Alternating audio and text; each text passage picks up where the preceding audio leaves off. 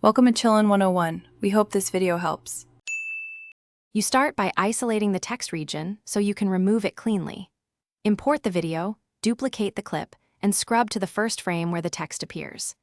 Create a tight mask around the letters and set the duplicate above the original. This lets you apply fixes without altering source pixels. Once done, note whether the text moves or the camera moves because that determines whether you need simple cloning or full motion tracking later on. Next, track the masked area across frames so replacements stick.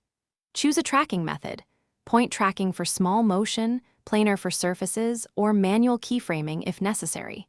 Then replace pixels using a nearby clean plate, clone stamp, or the software's content-aware fill. Sample surrounding textures and copy them into the mask. Make sure to feather and blend edges, and adjust color balance and exposure so the patched area matches. Finally, review the whole range frame by frame and refine any artifacts you find. If the patch slips, rerun the tracker or extend the tracking markers. If seams appear, slightly reduce feathering or tweak color match settings to better blend boundaries.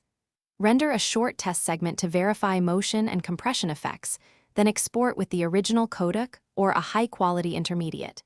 If things go wrong, retrack with additional reference points or create a larger clean plate to avoid repeating errors.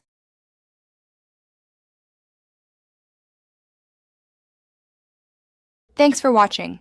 Consider subscribing if we helped you.